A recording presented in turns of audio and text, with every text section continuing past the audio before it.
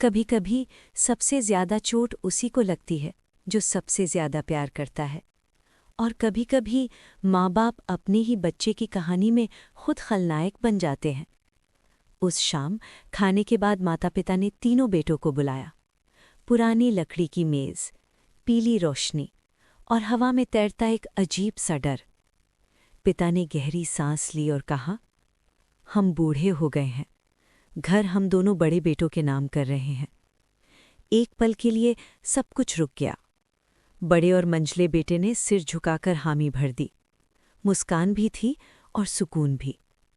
लेकिन सबसे छोटा बेटा आर्यन चुप रह गया। उसकी उंगलियां कांप रही थीं, आंखें भर आई थीं। वही बेटा जो आज तक शादी नहीं कर पाया था, वही बेटा जो माँ की दवा से लेकर पिता के जूतों तक सबका ख्याल रखता था। उसे लगा जैसे किसी ने उसके पैरों के नीचे से घर खींच लिया हो। वो उठा और बोला, मैं आपका बेटा हूं, फिर मेरे साथ ऐसा क्यों? लेकिन जवाब में सिर्फ चुप्पी थी। पिता की आंखें जमीन पर थीं और माँ की नज़रें आंसुओं में डूबी। उसी रात आर्यन ने बैग उठाया और बिना पीछे देखे घर छोड़ दिया। 6 साल तक न फोन, न खबर, न लौटना। यहाँ तक कि जब पिता की मौत हुई उसने एक शब्द तक नहीं पूछा। गांव में लोग फुसफुसा रहे थे, देखो, जिसे सब मिला वही गया नहीं, और जिसे कुछ नहीं मिला वो लौटकर भी नहीं आया। अंतिम संस्कार हो चुका था, लोग जाने लगे थे। तभी धूल उड़ाती एक पुरानी बाइक रुकी। सफ़ेद कमीज, थका चेहरा और आंखों में 6 साल का सन्नाटा। आर्यन। माँ उसे देखते ही फूट फूट कर रो पड़ी। तू अब आया? आर्यन ने कुछ नहीं कहा, बस पिता की तस्वीर के सामने चुपचाप बैठ गया। शाम को वसीयत पढ़ी गई।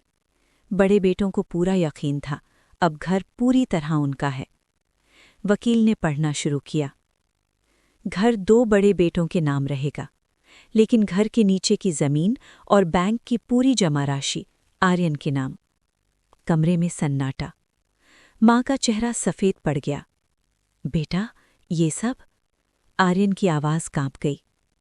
पिताजी ने 6 साल पहले ही सब बता दिया था, पर शर्त रखी थी कि मैं चुप रहूं। फिर उसने सच बताया।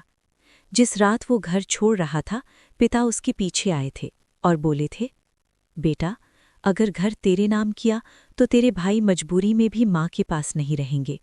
मैं चाहता हूं तू आज़ाद हो, अपनी जिंदगी बनाए, और तुझे गलत समझा जाए तो भी चलेगा।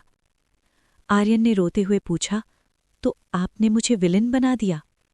पिता बोले, हाँ, क्योंकि कभी कभी एक पिता को खलनायक बनना पड़ता है ताकि उसके बच्चों का भविष्य हीरो बन सके। कमरे में सब रो रहे थे। बड़े भाइयों की नज़रें झुकी थीं, माँ कांप रही थी। आर्यन ने बस इतना कहा, मुझे संपत्ति नहीं चाहिए थी, मुझे बस माँ चाहिए थी और पिताजी का भरोसा। याद रखना, जो सबसे चुप रहता है वही सबसे ज्यादा सहता है। और हर विलन जरूरी नहीं बुरा ही हो, कभी कभी वो बस एक पिता होता है।